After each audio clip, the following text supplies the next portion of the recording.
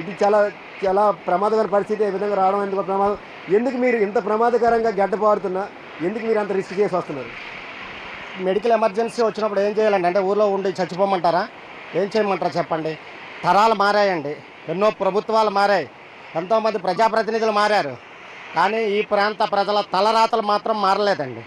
దేనికి సార్ ఇప్పుడు ఎమర్జెన్సీలో నాకు మెడిసిన్ కావాల్సి వచ్చింది, ఏం చేయాలి? ఊర్లో చచ్చిపోవాలా, బయటకు ఎక్కడికైనా రిస్క్ చేసి మెడిసిన్ తీసుకోవాలా చెప్పండి?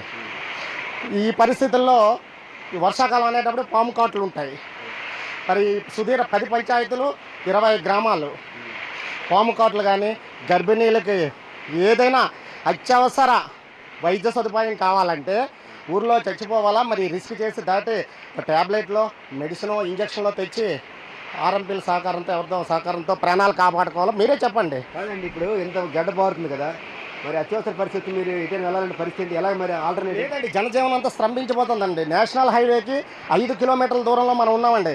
మనం గిరిజన ప్రాంతాల్లో లేమండి, మన్యం జిల్లాల్లో అట్లా లేమండి. నేషనల్ హైవేకి 5 కిలోమీటర్ల ప్రాంతంలో ఉన్న కూడా మా తాతలు, మా తండ్రులు, మేము, మా పిల్లల పరిస్థితి కూడా ఇదే పరిస్థితి అవుతుంది.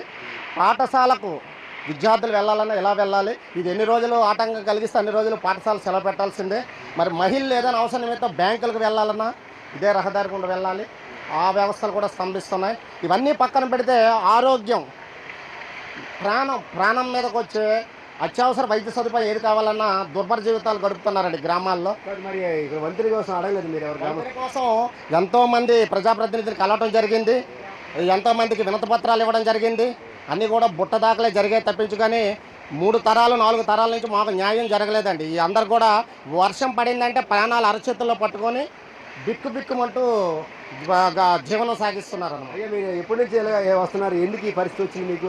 మీరు అడగలేదా? ఎందుకు మంత్రి కావాలని అడగట్లేదు? చాలాసార్లు అడుగుతున్నామండి. అప్పుడు ఆనాడు మా తాత